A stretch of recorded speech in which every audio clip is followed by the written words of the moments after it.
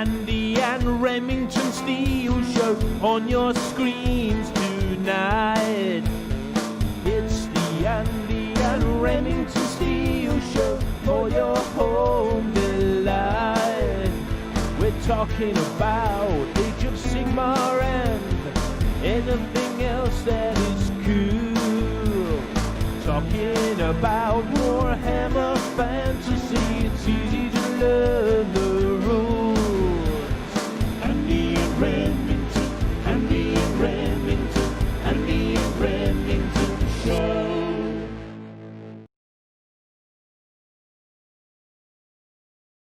Welcome one and all, it's time yet again for the Andy and Rem Show, episode 116. Hello there, and welcome. Joined, of course, once again by Mr. Remington. Hello there. Hello! Yes, Fully instrumented up this evening. you betcha. I'm going all out on my little Yamaha CP reface here.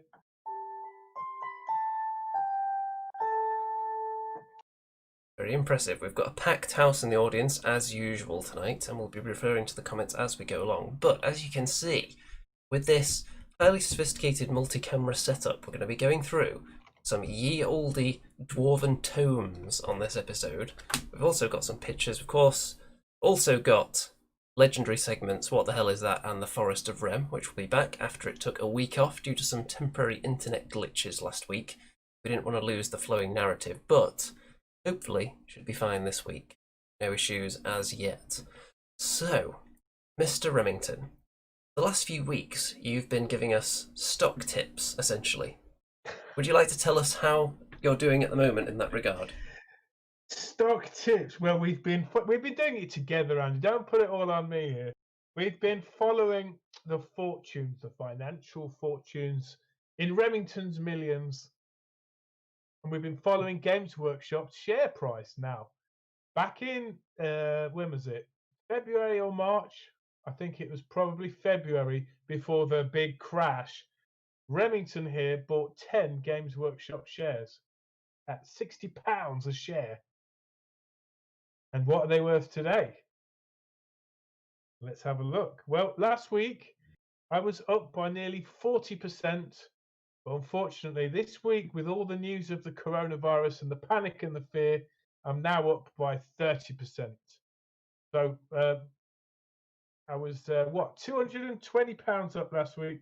Now I'm £188 up, but I'm in it for the long haul, and I now own 10 shares of Games Workshop. I own a very small fraction of the company, but I can say I own it. So it's a minor blip in the road to Remington's Millions, essentially. Well, it's a minor blip, right? But if you could see this, can you see that little? No, you probably can't. We can can you just see about. That graph? Yeah. Right. Do you see that big slashing cut in the middle there? Somewhere there. That is the coronavirus hitting the stock market. But you can see that Games Workshop shares have soared past the former highs of February. In fact, my finger went the wrong way, didn't it? Because I'm 5 seconds behind you. So it's soaring past. There we go. So there you go. I think it was a good investment right now. I'm going to hold on to it. Hold on. Let's see what happens. Join me on this journey. That was Remington's Millions. Very well. So there is some news in the Age of Sigmar world, but I don't think we're going to be talking about it too much. I just heard 5 minutes before the show that there's actually a new release coming. Do you want to tell us what that is as well? Because you obviously knew about it before I did. Yes, well, you'll hear it on this original Age of Sigmar show before anyone else dares to even mention it. But yes, there is a new General's Handbook. The General's Handbook 2020 is coming out. Will I buy it and never read it? That's the real question. I've done it twice before with 2 past editions, never read it. I just go to Andy. Andy, tell us the rules. It's much quicker. So, I predict this General's Handbook is going to greatly impact the multiple, just endless games of Age of Sigmar we've been having over the last year. It's going to completely change the landscape. Safe to say? What is? I was distracted there by the chat. This book is going to change the landscape dramatically. considering the vast amount of games we've been playing lately, then we've got ourselves settled into the groove of the previous point levels, haven't we? Well, I suppose what we're likely to see, of course, we've had new factions being introduced, like the Ossiarch Bone Reapers and the Lumineth Realm Lords. So there's going to be obviously stats and points for them guys, and then we've got a load of new battle scenarios. And the big hoo-ha is that they're going to have whole new rules for flying battles. So creatures that fly can have their own little game within the game. Very well. So, got a couple of things we want to look at here, which I'm just going You to... sound really excited, Andy. Did that really? Not that tickle particularly you a bit? excited for the old Air General's Handbook there, because we haven't been playing enough games really to get excited about that. But I we see. have got here is... Well, that's a bit of a large picture. So, let's have that really large look at Gimli there, everybody. So, that is where, as far as I'm concerned, the GW Dwarves pretty much have their origins, isn't it? Very similar to the Lord of the Rings Dwarves. They live in mountains, they're greedy, they have lots of gold, they get displaced from their homes a lot, and they have to fight back against the monsters to take it over again. Yes. Did you say they were really stingy? Yes. Yes, sort of. Yeah, there you go. That's dwarves. They love hoarding gold, but they're kind of comedy, a little bit comedy to me. But they're kind of cool, man, and they hold a grudge, right? If you wrong a dwarf, they'll never forget it. In fact, they'll write it down in the book of grudges, and they'll never forget it, and they'll live a whole lifetime and pass the grudge on through their descendants until that wrong is righted. The That's how problem is, tight-fisted the these problem guys is, are. on their way to righting that wrong, they usually are wronged multiple other times. So the book just never ends. It just gets bigger and bigger through the generations. That's right. There's some fantastic stories about it, mainly around a character called Thorgrim Grudgebearer. But yes, Rogue Squig in the chat says, "Don't forget the Scottish accents." Yeah, sometimes they have Scottish accents, but then sometimes, more recent Yorkshire. years, they've switched to Yorkshire, haven't they? Now, here's a question for all you folks out there who don't reside in the UK. Could you tell the difference between a Yorkshire accent and a Scottish accent? I would hope they can. Andy, can you do one? Some dwarven impressions. Yes. Well, actually, Scottish, I Yorkish. think it's kind of a myth that Warhammer Dwarves were ever supposed to have Scottish accents. Because I remember in Warhammer Dark Omen, which was 1997, I think, Asguz Bloodfist. It's me, your old pal, Asguz Bloodfist. He wasn't Scottish. That was a good accent. That's a proper Yorkshire accent. And then if you look at Total War Warhammer, of course you've got Iron Drakes. Iron Drakes. Yeah, definitely Yorkshire. Yeah, they're not Scottish at all, are they? No, I don't think they've ever been Scottish. I think that's just in various other mythological worlds that have been represented in media. Maybe dwarves have been Scottish, and people have just had that impression incorrectly. Because it wasn't often you actually heard a dwarven voice until games came along. Like But PC games, console games. In Total War Warhammer, if you what the characters in there, right, that you've just been quoting from, have the Yorkshire accent, except if you click on the dwarf engineer character, sometimes as he's walking through the mountains and you sent him on a mission, he'll start singing in a Scottish accent. He goes, "I'll take the high road," something like that. I haven't seen that. I don't think I've ever sent an engineer wandering off on his own through the mountains. It's brilliant, man. It made me laugh. Love that. Steve says all those northerners sound odd to me. Of course, yeah, being miners, that's minor. Being a miner is a very northern British thing to be. Being sort of, what do the Spanish call it? They call it if you're short-handed, your hands don't reach your pockets, is what they mean. Tight-fisted, that's what we call it. Or just frugal. frugal. That's a very polite word, isn't it? It's a good word to use for dwarves. Dwarves are very frugal, but they're very ingenuitive, aren't they? They're brilliant engineers. They certainly are.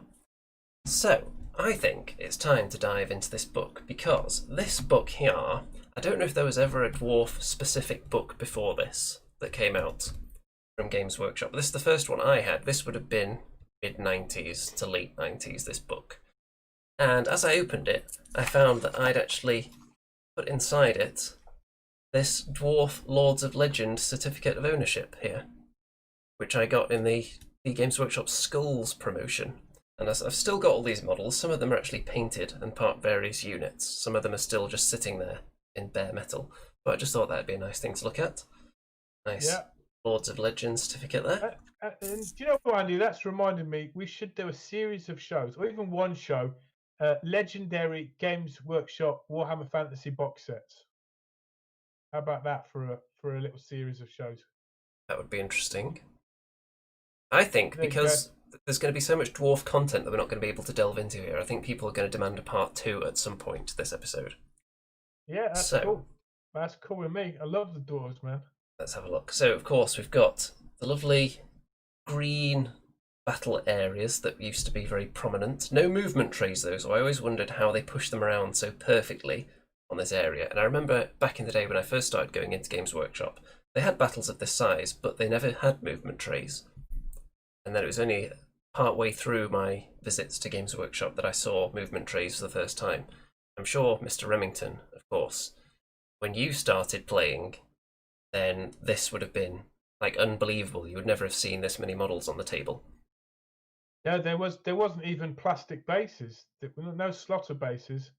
Pre-slaughter, they call it, where the base was metal, and it was usually round, actually, or sort of oblongy. But yeah, I remember at the time looking at those battles thinking, this looks awesome. There's so many figures there. But now looking at it, there's not actually that many figures in the armies. It's a bit sparse, and in one of them they're up against the Chaos Dwarves down here, who, of course, are a kind of a thing, but they switched to Forge World partway through their life cycle. So, what's that black and white sketch there? That's an important thing in Dwarven lore, isn't it? That is the original Anvil of Doom, isn't it, then? Or was there one before that? That's the first one I ever saw. So the Anvil of Doom, you've got a rune smith or a rune lord, and they don't have magic, but their runes that they carve into things are magic. So they strike the runes and magical things happen. Notably, one of the things, it makes the dwarves move faster because they're really slow because they're short-legged. And of course, later the Anvil of Doom became rather static instead of this wheelie version. But an interesting thing about the dwarven magic, they supposedly hate magic so much, but I'm not sure it's the actual magic itself. It's more like the uncontrollable nature of it. So if you can tame it into a rune, then that's more palatable to them, isn't it, than just having to pluck it from the winds of magic during battle. So yeah, you've got one of them, haven't you, somewhere? I have an Anvil of Doom, one of the newer ones. That original one there, it always seemed a bit silly to me, being on wheels. You know, I mean, anvils are rather heavy. If you put that on a cart, it would just probably shatter the cart. But there you are. So I'm going to read the first paragraph from the Dwarfs, from their history, and then maybe another couple of little bits, but not too much because we don't want the show to last 14 hours, which it could do, in theory. Do you want me to give you a musical introduction to that? Okay, give a little bit of a dwarven-themed intro music, if you could. Okay.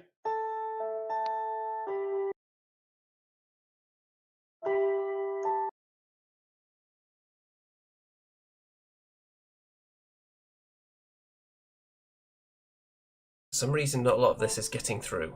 I think maybe it's the pitch or the volume's weird. Oh, that sucks, man. I was just playing something really beautiful then as well. What about this? Does this work?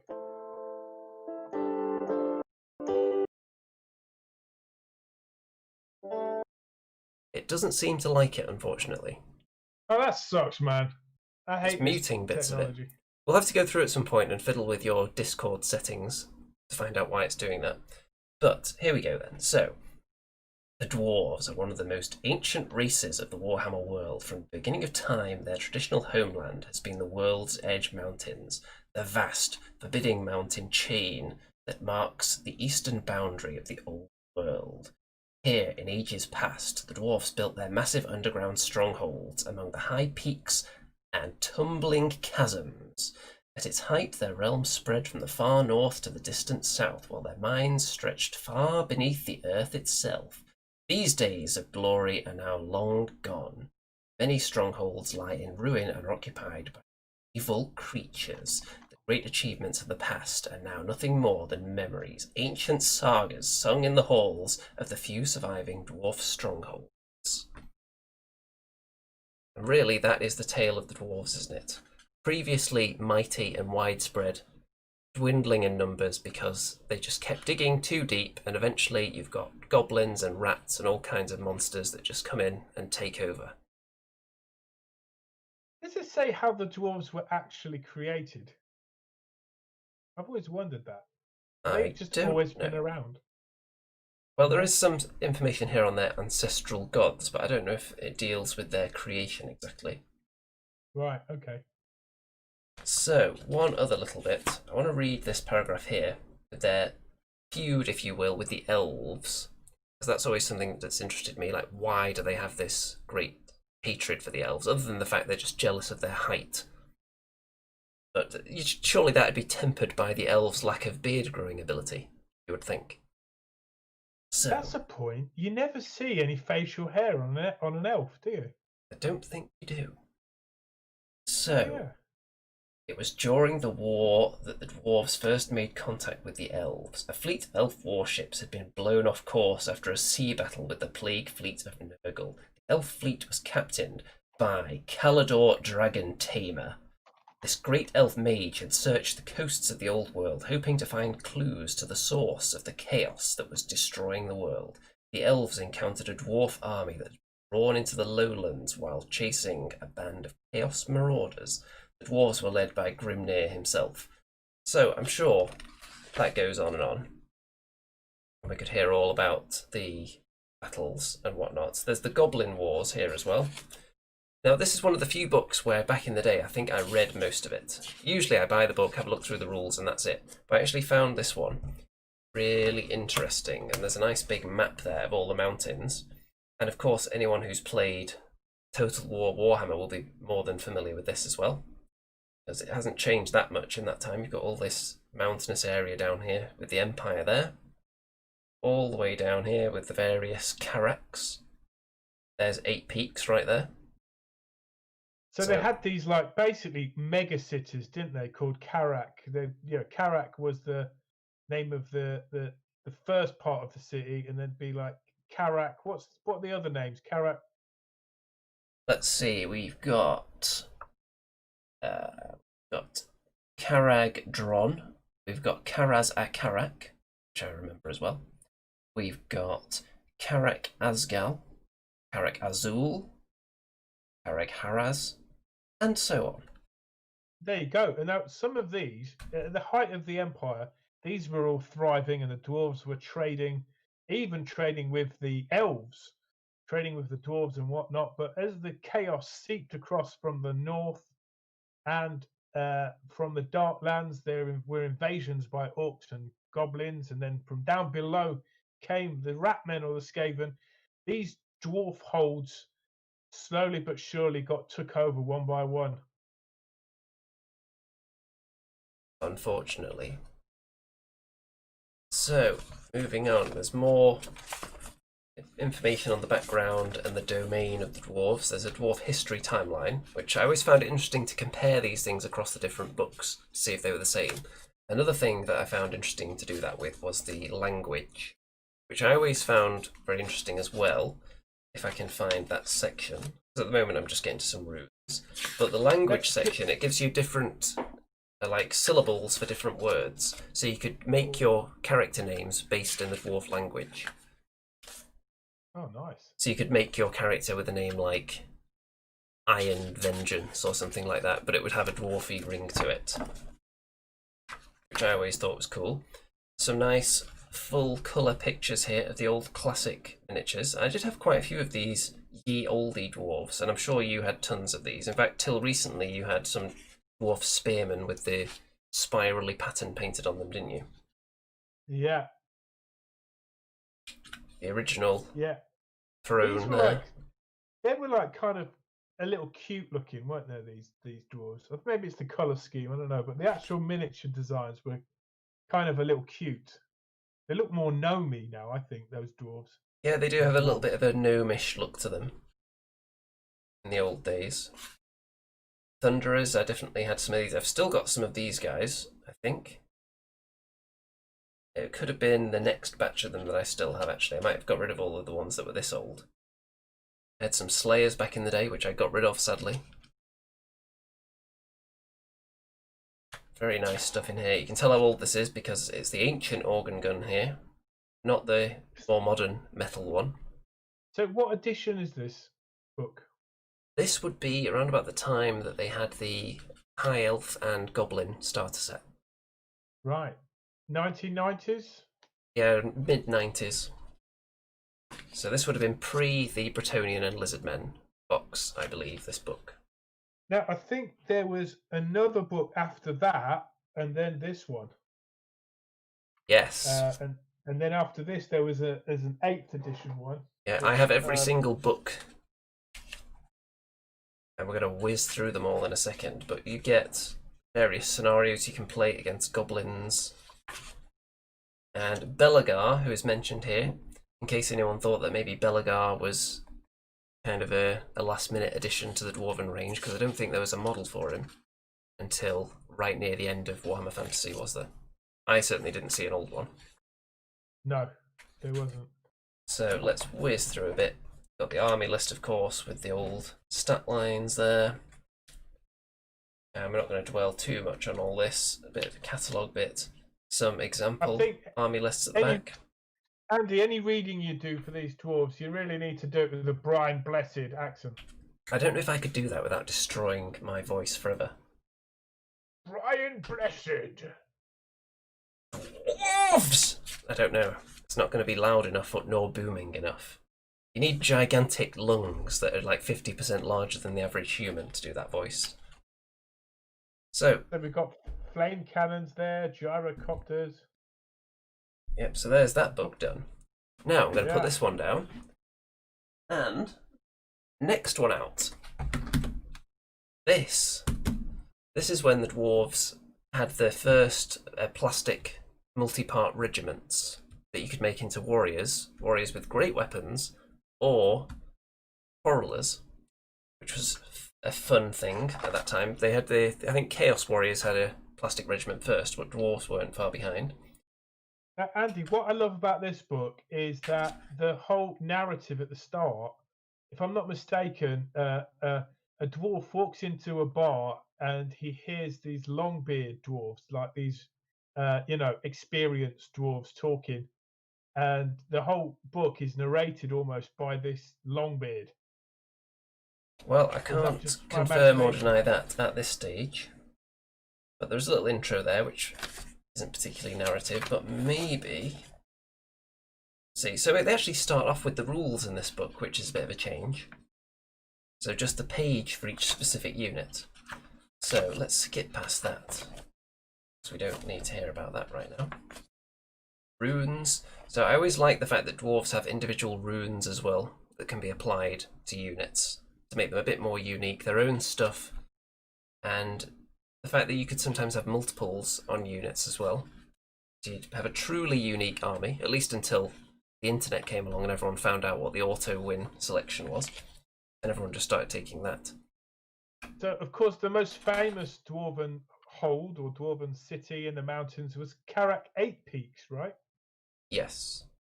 I think that's the most well-known. That got taken over by the goblin Skarsnik.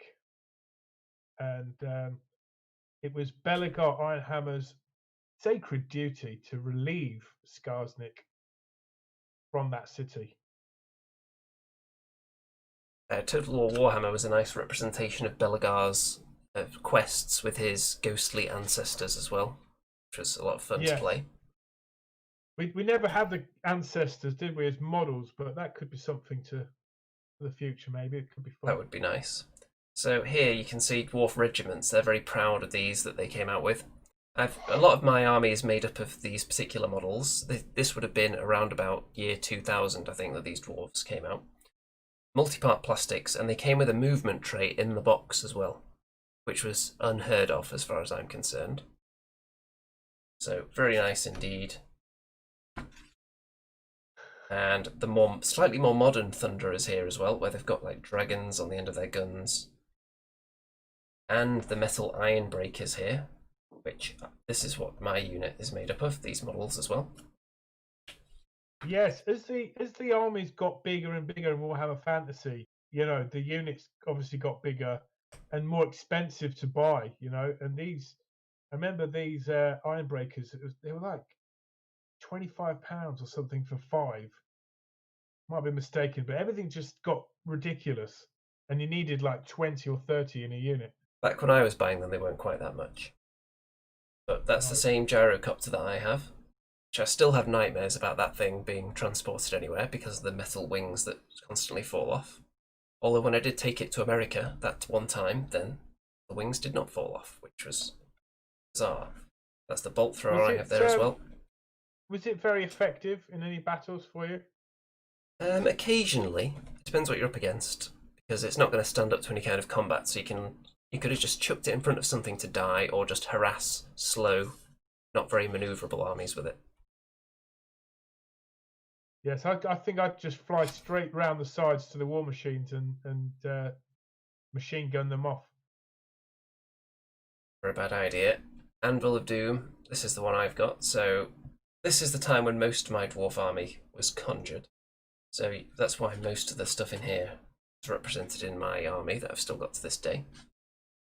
That was a cool model, man. I remember that the rules, every book that came out, the rules kept changing. So one minute the Anvil of Doom was kind of useless, and then the next minute the Anvil of Doom was like a must-have. That is true. It's the same for a lot of things. So, moving on. Now, they give you some information on some of the legendary dwarves here, which is nice.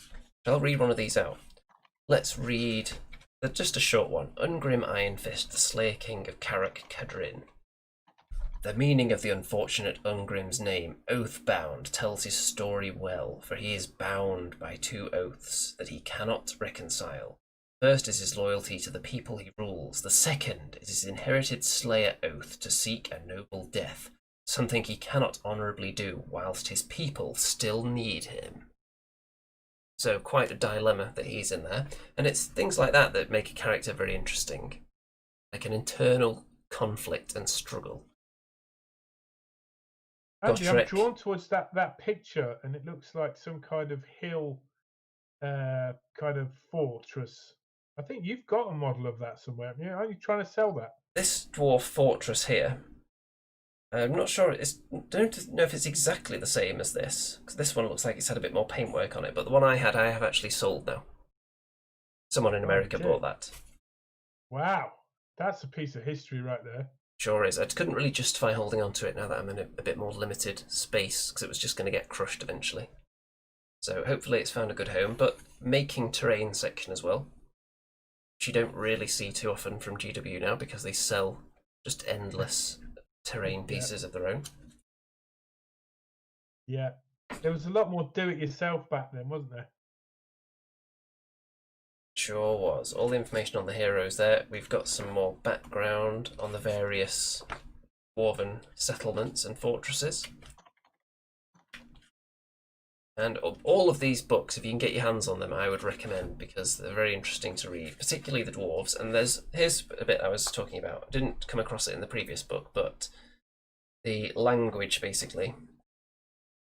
So there's numbers here, there's letters, and I think, yeah, here you go, useful word elements. So if you wanted to put the word giant in your dwarf name, then you would use Grunty.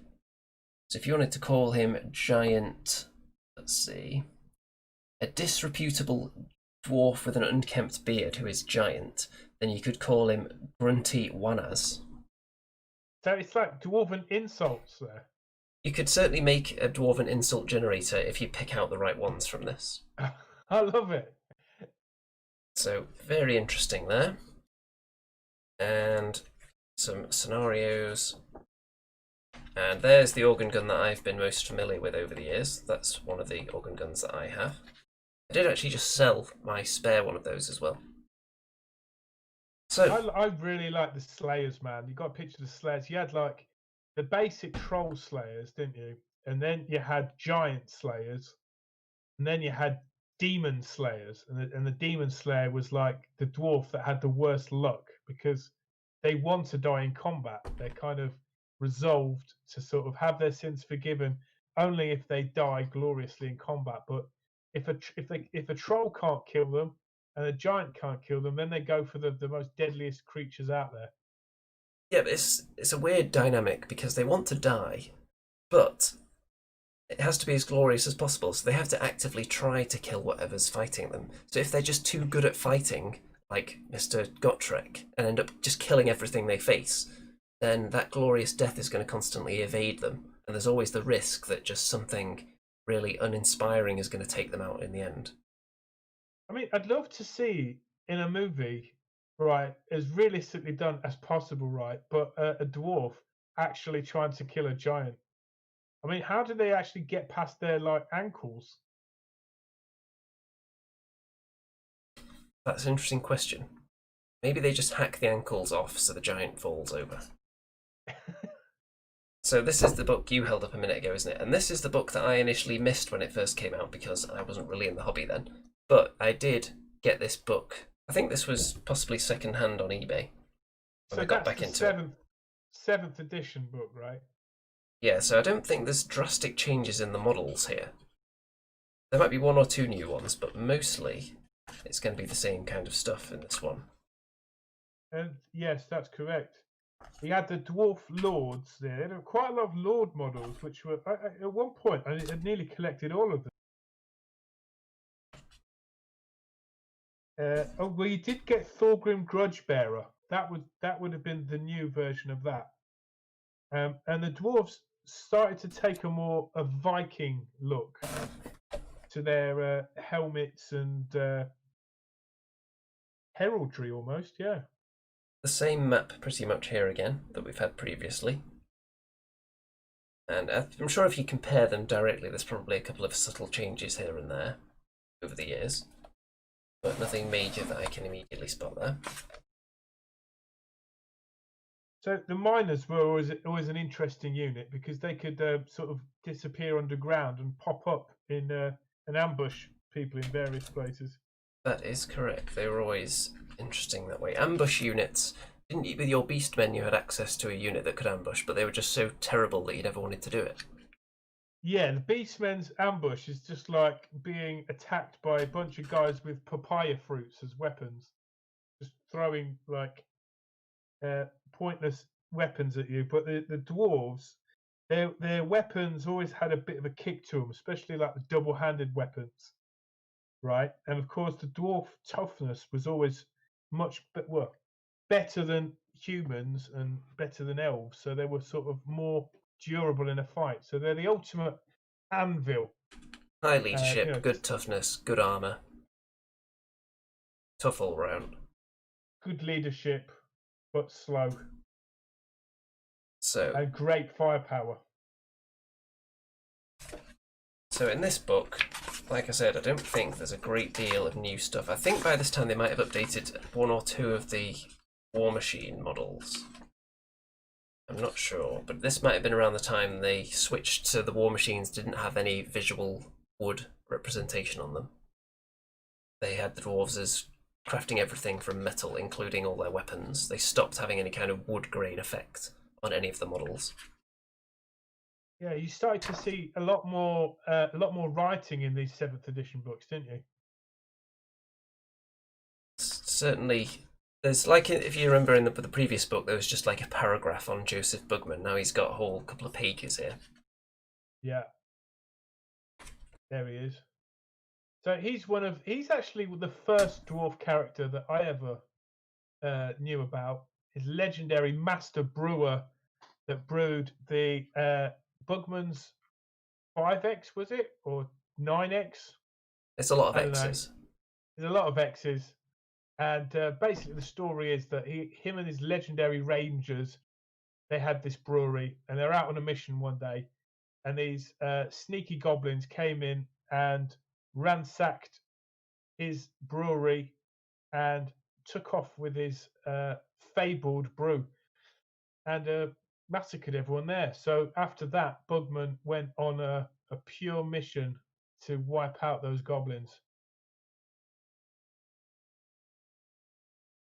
And glorious it was. So we've got here, I think this was new at the time, this throne. Much more fancy. It's an actual giant throne rather than just guys holding him up essentially by his ankles and his butt cheeks. And this lord here, this is the one I've got. I had this back in the day. I always liked that model. So, and of course the new dwarven regiments Andy, here as well. I never got to play the Throne of Power. I never got to play that model. I've still got that model. Hopefully one day. The updated dwarven regiments here, like you were saying, they took on a bit more of a Viking look as time went along, and you can see they've got longer beards, they've got longer cloaks, they've got spikes on the helmets, horns. So definitely looking a bit more Viking-ish. We've been told in the chat Viking and Celtic. So a bit of Norse and a bit of, ancient Britain. And some of the models remain the same as time goes on though, like Ironbreakers, Slayers. Slayers of course didn't really get any kind of update, ever, till Fire Slayers if you count that. But here you see what I'm talking about with the war machines. So, no wood on them at all. So, the Grudge Thrower, Bolt Thrower, Cannon, all allegedly crafted from dwarven metal. And only the older models have any wood representation, like the Gyrocopter, which I assume should be made of wood anyway, so it can actually fly a bit better. Yeah, you can see like the detail and craftsmanship that the dwarf put into their weapons and their armor. This war machine battery here, this is the kind of thing you've come up against with your beastmen once or twice, isn't it? It would basically devastate them. Andy would put a dwarf engineer near these war machines, and it would just give them all kinds of bonuses. Completely unfair. And a nice little section there. And this, normally I would have thought, well, when is this ever going to happen? You've just got a huge column of troops marching forwards. And then I played Total War Warhammer against the Skaven. And every other battle is like this, because you're marching along and suddenly get ambushed by them. So you have to rush out of formation, try and set up a kind of a defensive posture. You're attacked on all sides by all these really fast and annoying rats, pelting you with javelins and so on. And there's that book. You see the problem with the problem with the Slayers is I just love the backstory so much, but in reality you've got these really slow dwarves that don't have any armor, and so everyone tries to shoot them down before they even get into combat. And once they do get into combat, they can do a bit of damage, but it's like a glass cannon, as they're called. So the Slayers were never as effective as you hoped they would be. Yeah, in most editions they didn't really measure up to some of the other units, I felt. I'm sure some people did play them. But the fact they never got any model upgrades suggested they weren't really high in GW's thinking, fortunately. So this is when the books became nice, rigid, hardback. Look at that. So, this was the final Dwarf Army book of Warhammer Fantasy, the Old World, and this was very exciting times because I'd been back in the hobby for a couple of years at this point, playing my dwarves, and there were a couple of issues in their rules at the time. There were certain things that were clearly written for a previous edition, so didn't really work anymore, like partial template hits with gyrocopters and things like that. And some of the war machines worked in a bit of a bizarre way. So very exciting when this book came out. And I think my review of this army book is one of the highest viewed videos on this channel. Quite a few years ago now. I can't believe I sold this book. I went through a phase of selling almost everything that I hadn't used for a year. But yeah, this is like gold dust now. This book.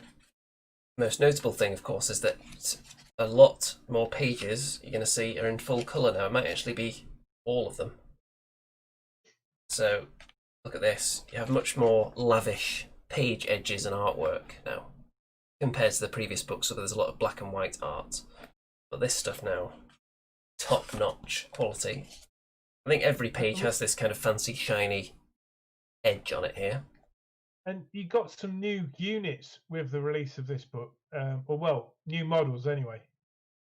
Certainly did. It seemed like instead of just revamping old units, which they'd been doing for a while with released armies, the last few army books they came out with, they added a lot of new stuff. They did it with the Dark Elves. They had some mounted units, didn't they? Some fancy new stuff. And look at this really lavish colour map here as well. Very, very attractive indeed. Wow.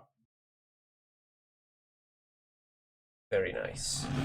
So, if anyone has this book, it's got to be my favourite book just for the fact that it's all nicely in colour and it looks the nicest.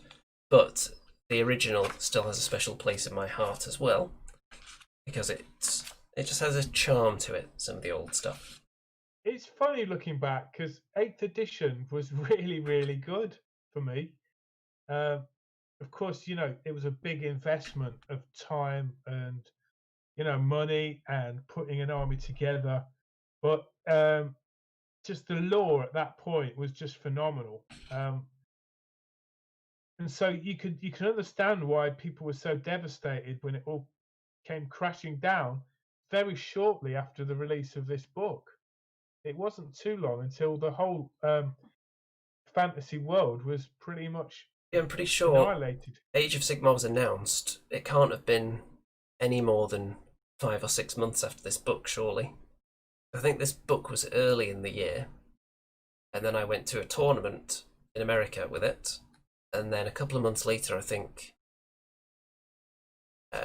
that was when Age of Sigmar was announced. I'm pretty sure, my timeline might be slightly off there, but I think that sounds about right. So it wasn't a vast number of months. Was this the final Warhammer Fantasy Army book? I feel like it was. I think the End Times came out after this. Yeah, just the End Times, but there weren't any specific army books after this.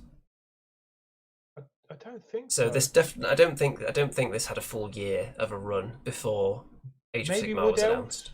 Maybe Wood Elves. I'm not sure if Wood Elves ever got one. No, they did. It was a really good one. Did they? Yeah. I don't remember now.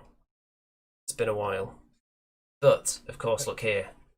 Iron Drakes. So basically, you got dwarves with flamethrowers. Yes, and part of the trend that started of bringing out kits that can make 2 different unit options as well. Yeah, so there's quite a lot of innovation with 8th edition, but perhaps it just didn't have the impact that GW hoped in bringing lots of new people to the hobby. I think it had been in a slow decline, really, hadn't it? We've got gyrocopters, a new model for that. We've got gyro bombers as the alternate build there. And all these pictures just very, very nice. This is definitely one of my favourite books. And it was a good time to be a dwarf player as well, because organ guns, which were already amazing, became even more amazing. So you could put runes on them that would make it virtually impossible for them to blow up, which was the issue with them previously. They would explode themselves quite easily. And also, by this point, Joseph Bugman had become more of a mythological character. You know, because by this point he was hundreds of years old. Much more cinematic photography has come in by this point as well. I mean, look at this. Very nice indeed.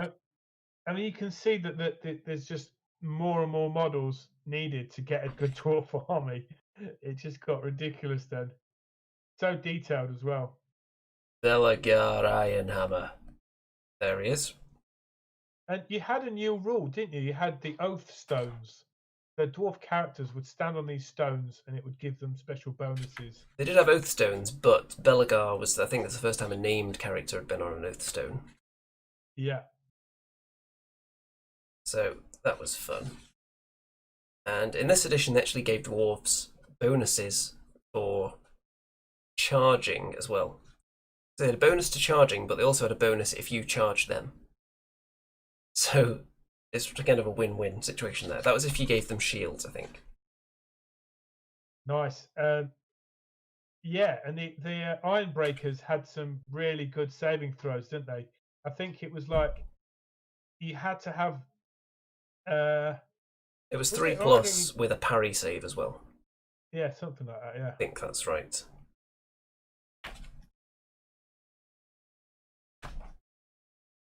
And almost to the end of this now. But you can tell a lot more juicy pictures in this one. Because obviously they've got full colour, so why not take advantage of it now? And very tasty indeed. So, we're not going to go through this next book a huge amount, but I have got the Kharadron Overlords book just to compare it with. So you can see what the differences are. Obviously this is a nice rigid hardback as well. And the quality of the photography, again, takes a big leap into the future. Because look at all this, you've got all kinds of weird effects that they've put in afterwards as well, which are much more common by this point. And lots of very fanciful artwork now. Extremely colourful, as fitting for the Age of Sigmar world, which is much more out there. Bizarre. So this was like when these was first released, I was really like intrigued. I thought, oh, this is going to look amazing, but I didn't go full throttle and get into the army. And I think part of it for me was it's just too machine-like, you know. And you didn't see it. You didn't have the character in the faces of the dwarves. In fact, you didn't even see the faces because they just had like these helmets, and even helmets that covered up the beards. Yeah, I thought that was a little bit excessive, but I did go fully into the army. I bought a ton of them, painted a lot, but then the fact that we weren't really playing Age of Sigmar very much, I think it killed my enthusiasm a bit, and it became more of a chore to paint the rest of them. I think maybe I overloaded painting 30 of the Arcanauts first before I did any of the other stuff. Right. And then ended up selling the rest of it just to preserve my sanity. So a lot of metal then. It's like you got to be painting copper, gold, brass. Yeah, the way I was silver. painting them was very time consuming as well, the method I was using for the clothing that they had. So it became quite a chore in the end. If you go back a few pages, Andy, there's a picture of a naked dwarf staring at his Kharadron Overlord spacesuit, you might call it, and that became quite an iconic picture to sort of transition dwarf fans into the Kharadron Overlords. Oh yeah, there we go. So yeah, that lets people know exactly what is going on under there, but none of the models particularly allude to that, unfortunately. I would have liked to have seen a bit more dwarven nudity, I think. You can see even in this picture you don't have any of the classic dwarven butt cheeks, because he's clearly wearing some kind of undergarment there. And dwarves are famed for heading out to battle with at least a couple of exposed cheeks. Yeah, I think I like the concept in a way, because when I first saw this, I thought, hey, they look like sort of 19th century deep sea divers. You know, those costumes what they wore to go under the water with tubes that went all the way up to the ship. I thought this could be really cool. But in the end, it just looked like cosmonauts, dwarf cosmonauts. I would have liked. It would have been a and subtle change, because if you think about it, when the Stormcast first hit, people said they lacked a bit of soul. And then they started having more of them without helmets. They introduced like more female Stormcast as well. Suddenly there was just a lot more character to them, just with those subtle changes. I think if they put more effort into the other armies as well, like they've done with the Stormcast, because there's not a vast range for the Kharadron Overlords. If you brought out some different units, some different options for appearance-wise, some more visible beards, a bit more variety in there, then I think that would spice them up quite a bit. Of course, you've got him with the top hat. Definitely, it's very sort of niche, isn't it? I mean, this was a favourite figure of mine. I like this one. The guy with a, you know, he's got the, what was it? Was it glasses? Mustache cannons. Mustache cat's brilliant. Some nice pictures. There's a lot more pictures in this book than in any of the previous ones. I think the book's also a bit thicker as well. But a lot of it is just artwork, which is nice if you're a book collector. It could be a Warhammer 40k army, right? It pretty much could. It's not that far off what the squat would look like now if they were made. What are they like to play, Andy? Did you ever get any games with these? I did play some games with them, mostly as allies for the Stormcast. They were alright, they die a bit easily. I think, really, though, you can't get the full experience without using the ships. That was the big thing, got to transport your troops forward to protect them so they don't just die so easily. And I never really painted up any of the ships. The strange thing is that in the lore, of course, some dwarves may have survived because they had some sky ships with the famous dwarf engineer, whose name escapes me. Is it Magnuson or something like that? Yeah, so you had that, but then the actual quality of the dwarf is to sort of stand your ground, right? And so bring the fight to me. But this army seems like an ambush hit and run army, which is kind of weird, I guess, because dwarves aren't very fast. Yeah, there is an element of that. It does speed them up significantly, at least until they get out of the sky ships. I think just bringing a bit more flesh to these dwarves would be all right, and then they'd be like more piratey.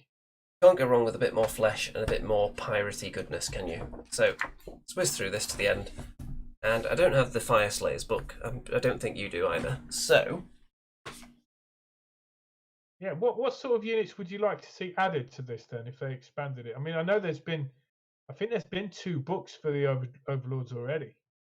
The Kharadron Overlords, I don't even know if they've had a second book yet. I don't think they have. Yeah, they have. Have they? Because they haven't had any new models. I know. That would seem odd if they gave them a full book with no new model releases. So I would like more of some kind of unit that's got a bit more exposed flesh, or the beards. You could call them like you'd need some kind of word that conjures up the fact that they're trying to get in touch with their ancestors by having their beards out of their suits. Something like that. Like a specialised unit that spend less time on the ships, more time on the ground, and they have their beards out. Maybe you could have a few, like holding his helmet in his hand, ready to put it back on when he gets in the ship. Yeah, maybe they've got some kind of land vehicle.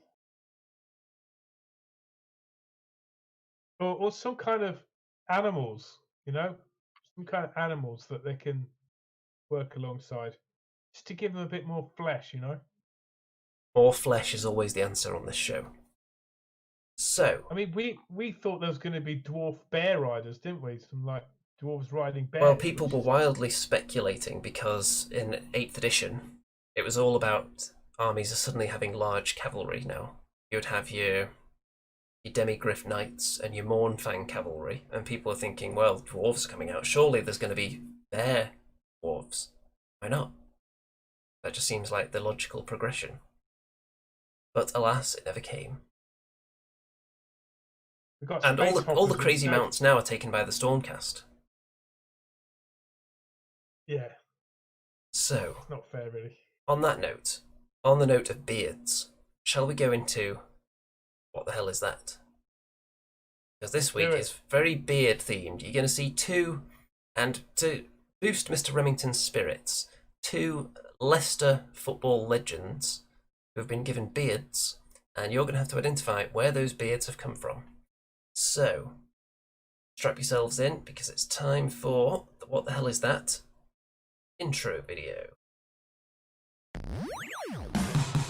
What the hell is that? What the hell is that? Is it a chaos dwarf or a vampire bear? Oh, what the hell is that? What the hell is that? Oh, what the hell is that? What the hell is that? Only Andy and Remington, Andy and Remy, Andy and Remington know. What the hell is that? What the hell is that? Is it Sigmar's beard or Neferata's hat? Oh, what the hell is that? Oh, what the hell is that? Is it a mangled squig or a sorcerer's rat? Only Andy and Remington, Andy and Remy, Andy and Remington know. And what the hell is that? There you go. 2 fabled dwarven beards. Which models are they from? Now, I'm not going to let Mr. Remington guess just yet, because there's only 2. And I'm sure he's just in awe of the work that I've put in to dwarvening up some of his idols from the last few years. think those angled beards are phenomenal. Phenomenal, even if you don't know what we're looking at, you're looking at the champions of England, the greatest underdog story in sporting history. Leicester City winning the Premier League. That is the manager, Claudio Ranieri, and our superstar striker Jamie Vardy there, both lifting up the goblet of rock. Now, this is a bit of an easier one this week, as demonstrated by the fact that somebody has already... Oh no, actually, I'm not going to give him that. Slightly wrong, in fact. So, Raphael says Dwarven Runesmith beard top, Bugman bottom. So that is Joseph Bugman's beard at the bottom there, but the one at the top is not a runesmith. You're very close. Brad says, is that the 5th Ed Bugman? I would assume that it is, yes. And Raphael says Rune Lord. Yes, that's right, it's a Rune Lord. So, all that work in Photoshop, and it's over really quick. There you go. Bugman and Rune Lord. So, classic Bugman there. And that Rune Lord was part of the last wave of the classic Dwarves that came out at the end of 8th. So, wow, that was the fastest one we've ever done, wasn't it? That was like boom, boom. It was a bit easier this week, because if you look at that, it's an entire beard. It wasn't just like zoomed in on a single strand of hair, which is then mashed with 5 other strands of hair from different models for once. So well done to Raphael in particular, but a few other people were getting there as well, I think. Raphael is like the star player of this game, man. Well done, Raphael. Big shout out to you. Big shout out to Maxim, B First, Rogue Squig, David, Kitely. We've got Chris Palumbo, and of course, we've got your new flatmate. Yeah, new housemate. Games. Annie, hello. Yeah, hogging the bandwidth by watching the show here, so if it starts lagging, you know why. It's decent internet speed here, I'm sure it won't make sense.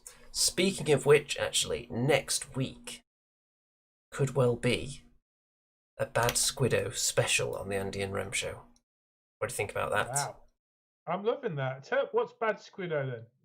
Well, Bad Squiddo is a miniatures company that specialises in believable female miniatures, but not only that, they've also got an extensive range of critters and nice little terrain pieces as well, and everyone should probably go and check them out. But next week, we're going to have a very, very in-depth look at that model range.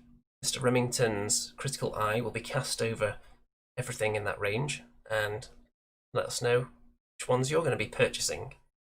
I love it because the concept of the gaming range is female characters, isn't it? Right? In more believable appearances as well. Because often in wargaming, you'll see whenever there's a unit of women in an army, you'll have them more like witch elves, where they're pretty much exaggerated, all in fighting in like bikinis. And if you want some units like that, okay, but that seemed to be like 90% of women in various game systems, didn't it? Do you think that's a fair assessment? Why do witch elves look so skinny and sort of they're trying to like look like kind of supermodels? I mean, it's like, you know, why don't they have sort of like different shapes and sizes? Well, there you go. That's something we can discuss on next week's show in great length. So, are we ready for the final segment of tonight's show? This one requires a bit of a musical intro from you as well. So, let's give it another go, man, because I've set up this keyboard. I'm learning the keyboard, guys. And I hope this doesn't cut in and out. If it cuts in and out, then I'll let you know and you'll have to run off and find a different instrument. Oh, okay. So... Oh, it's turned off. Let me just turn it on. Let's bring up the Forest of Rem logo.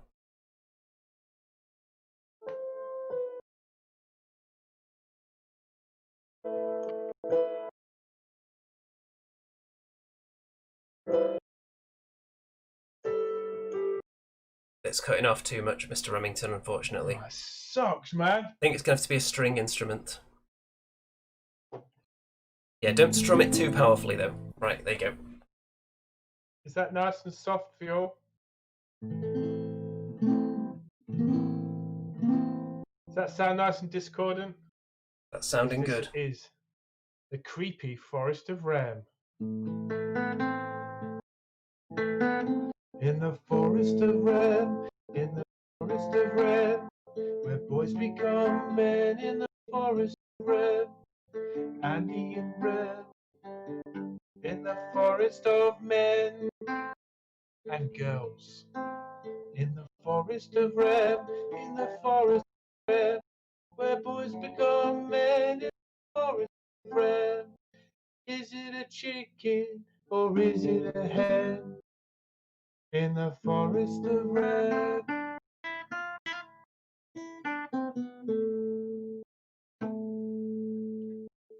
There we go.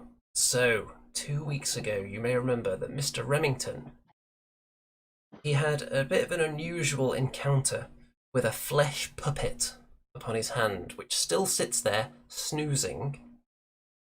Goes by the name of Nigel, I'm pretty sure. So, the flesh puppet is asleep, Mr. Remington has wandered off into the woods, and we had some suggestions for what he could encounter in those woods. So, Remington marches through the woodland, being careful not to trip on any tree roots. Roll the dice. Roll the dice. I will do as I'm instructed. Just after you observe, this is a clean dice. This is not a loaded dice. But this dice has a tendency to roll ones. And so I shall invoke the power of Remington. The 2. It's not very good.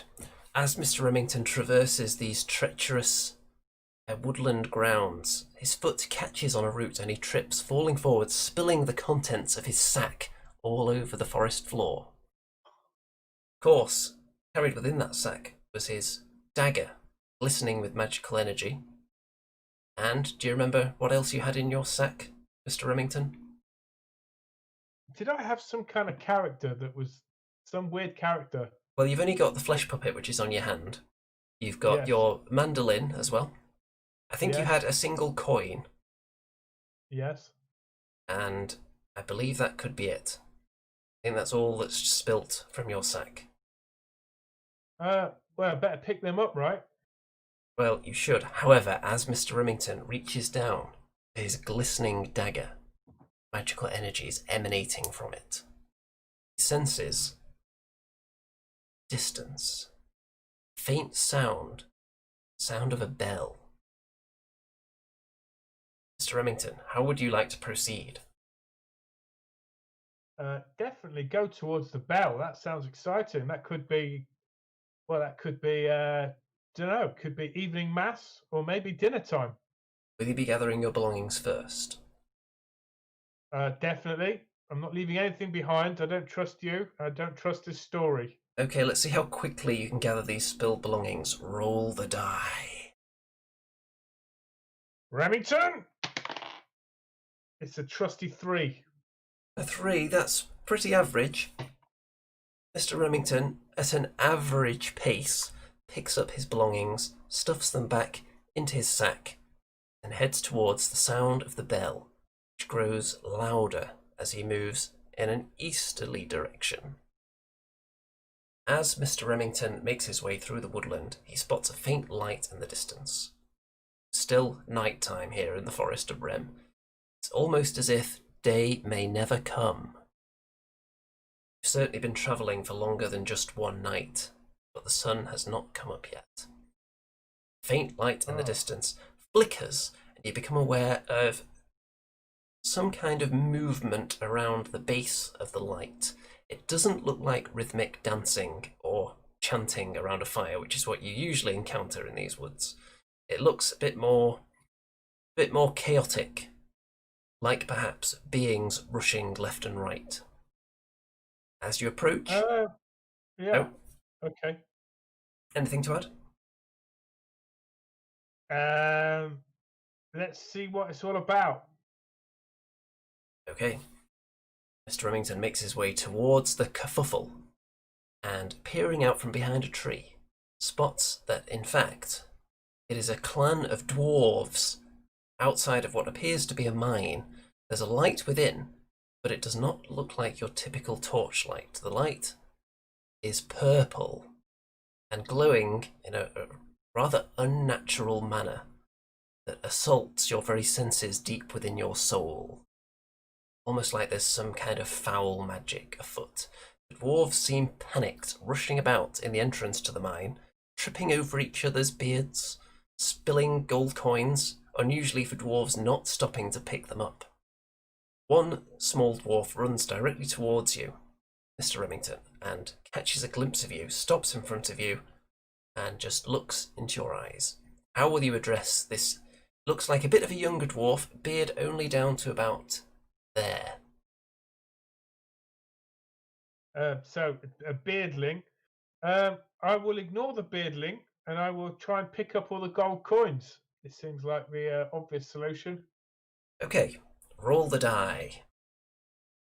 Maybe he'll help me. I can convince him that it's a good idea to collect money. Here we go. Remington! 1 up every time. It's a 4. It's a 4, okay. So that's for you actually collecting the gold. Would you like to convince this beardling to assist you?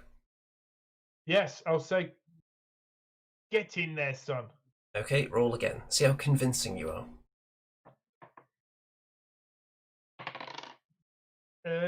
It's a 3.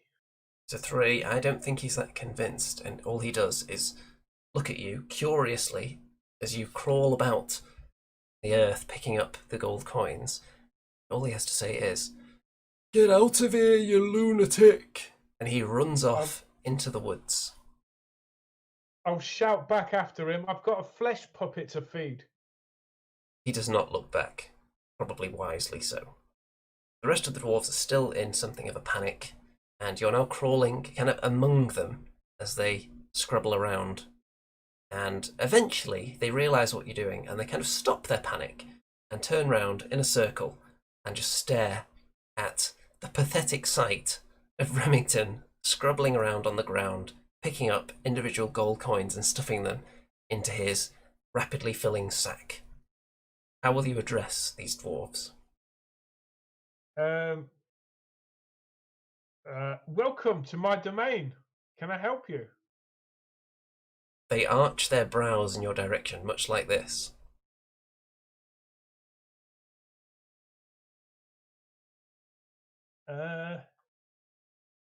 Let me just look at you doing that again, because do it again for me. I do want to do. That's a good look. I'll say, it's your lucky day, guys. I've found all your gold that you spilt. One of them takes it upon himself to step forward while the others continue to shuffle away. Puts a hand on your shoulder. "Lad, you don't want to be here. Something terrible dwells within the mines." Okay, it's your lucky day, chaps. Because my name is Remington, a hero of the ages. Tell me more, and I shall solve this little problem of yours. Roll the dice to see how recognisable the name Remington is among the dwarven clans. Surely it's legendary, but maybe you won't find it in the Book of Grudges yet. It's a 5. It's a 5, that is good. You hear whispers among the dwarves. "Did you hear that, lads? It's Remington. Oh, he'll save the day, that lad. Remember his great deeds from over the years? Oh yeah, I heard about that down the tavern last week." So the dwarves actually stop in their tracks, turn round, and gather round you, but with looks of admiration on their face, and they usher you towards the entrance. One of the dwarves. One more thing, guys. Oh. Can, it'd be good if you could lend me a weapon and a shield, maybe.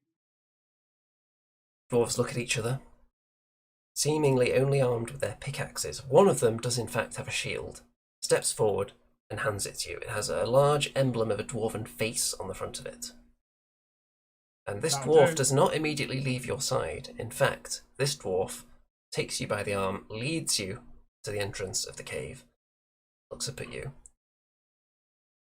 Master Remington, I'd love to journey with you into the cave and smite the evil. What skills do you have, noble dwarf? Well, I'm just a miner, Master Remington, but I can swing this pickaxe with some considerable force. Sounds like useful cannon fodder to me. Let's bring him along. Thankfully, he didn't understand that bit and heads along with you into the cave, into this ghoulish purple light that emanates from within. So, you're going to take your first step into the cavern. What is your plan? Are you going to just storm in there screaming, swinging your weapon around? Are you going to head in gingerly, stealthily? You're going to head in there playing a rousing tune, maybe? What's your plan? I shall send the dwarf in ahead of me. Lead the way, dwarf, for I know not. I know not the way. Very well, this way, Master Remington. The dwarf sprints into the cave. Roll the dice. Sprints? Flipping heck. Okay. Have I still got the gold? You still have quite a few pieces of gold, yes. Nice. Come in handy. It's a 4. I'm rolling really boring today. Sorry, guys. It's a 4. Okay, the dwarf disappears into the purple glowing mist. I knew I'd lose him. What's his name? Does he have a name? He didn't ask his name. Okay, I'm going to I'll throw a gold coin into the mist. Surely the dwarf will notice that and see what happens, right? Roll the die. Let's see how accurate your throw is to the mist. Oh, it's a 6. A 6. That is very accurate indeed. So, Mr. Remington takes out a gold coin from his overflowing sack, eyes it up, and it bounces off the cavern wall, like and then comes back and you hear a ow! So it's clearly struck the dwarf, but not fatally, which is presumably what would have happened if you'd rolled a 1. So, sounds like he's stopped in his tracks, so you should be able to catch him up now. See, that was very smart. Surely I should get some experience points for that. If we were playing another kind of game. All right. Yeah, stop walking so far ahead, dwarf. You know not what lies ahead. He takes a couple of steps back and his beard becomes visible through the mist. So you haven't lost him anymore. Can I hold on to his beard and then I won't lose him? You can hold on to his beard, but you're going to have to ask him. No, Master Dwarf, so we don't lose each other in this deadly mist, may I hold your beard? It'd be an honour. You take a firm grip on his beard and begin stepping into purple glowing mist. As you make your way through it, the air becomes moist, clammy. Unusually so. And you don't see any rock formations inside this mine. All you see are purple ooze puddles. The walls seem to be moving, like they're alive. I shall just check my hand puppet is all right. Maybe you can offer some advice in this situation. Your hand puppet is still snoring. I shall hold my shield tightly then and carry on.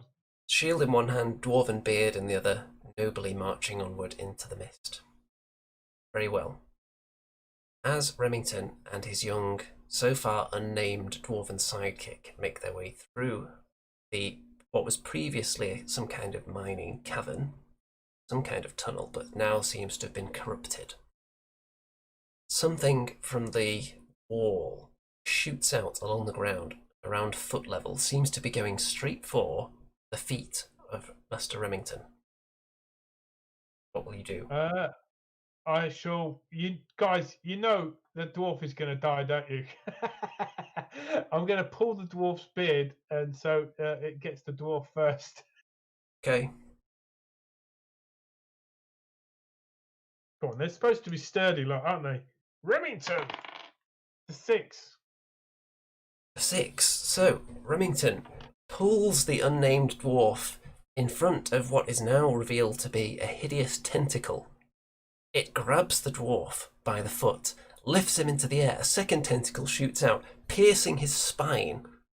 Dwarven guts splatter all around, some of them splattering onto the face of Master Remington, in fact. The dwarf is clearly dead, but at that point, the dwarf's wallet lands directly in your hand. It contains a gold coin, but it also contains his name. Asgruk Iron Gonads. You never even bothered to learn his name. All you did was get him killed for a gold coin. They clearly weren't iron gonads, weren't they? They've been pierced easily. Anyway, better him than me. Well, the tentacles are still there. They are feasting, but more of them seem to be gathering from the wall. Sorry. The sneeze scares off one tentacle, but more remain. Okay, it's chopping time.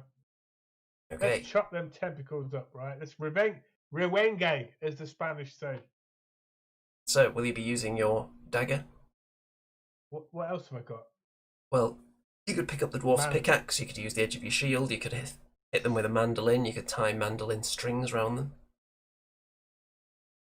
Anything. I think the shield is a good option, really. Let's just... Okay. Right. I would like to roll the dice 3 times as 3 tentacles dart towards you. Right. Poor dwarf. He died for a good cause. Remington. 3. Remington. Cut dice. 3. 2. That's fairly consistent, isn't it? It's 3, not. 3, 2. It's not hugely successful though. The shield deflects the blows of a couple of tentacles, but is snagged by one of them and pulled away into the darkness. As you take a step forwards, the ground beneath you collapses, and Master Remington plummets into an unearthly crevice. Yeah. And I think we can end it there. With Remington plunging into the unknown. Bum bum bum. There we go. Yeah, I like it. That was very good. So tune in next week, folks, to find out exactly what is at the bottom of that crevice. And if you wish, after this video is finished, not in the chat box, but in the comment section after the video is off the air, I would like you to comment in there what Mr. Remington is going to land on when he hits the bottom of this chasm.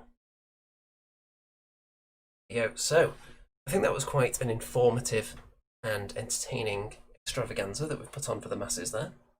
I think all 19 people watching it in the live stream really loved that. It's up to 20 now, and we've got some decent number of likes as well. Of course, I want everyone to like this video. That's right. In fact, unlike this video and then like it again, so it does 2x the algorithm there. Is that how we're going to trick the YouTube algorithm now? I'm not sure that actually works, but maybe it's worth trying. So, don't forget to subscribe as well. Subscribe to Mr. Remington's channel if you want to see a video in 2027. Don't forget to check out all the other links in the description as well. There's various social media and fundraising sources down there if you want to throw me all your money. Of course, now is an excellent time since I just relocated halfway across the country into the unknown. And don't forget to tune in next week. Right, let's bring up the episode thumbnail. Yeah, there you go. I'm going to spend ages photoshopping these things. You're going to look at them. So, next week's episode, Bad Squiddo Games Special. Going to be very exciting times there. And it's actually announced a week beforehand as well. So there's going to be plenty of time to promote that, unlike this episode, which was conjured up with about 3 hours' notice. So, Mr. Remington, would you like to say farewell to the audience?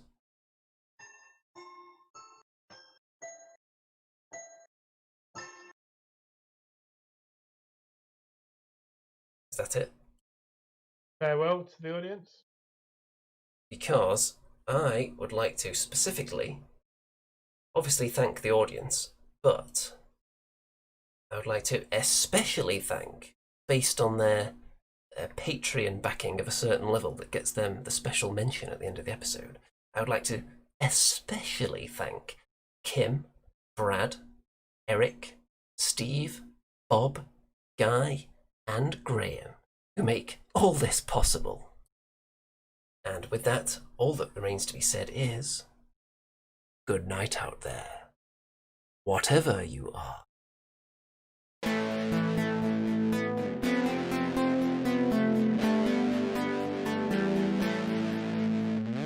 It's the Andy and Remington Steel Show on your screens tonight. It's the Andy and Remington Steel Show for your home delight. We're talking about Age of Sigmar and anything else that is cool. Talking about Warhammer Fantasy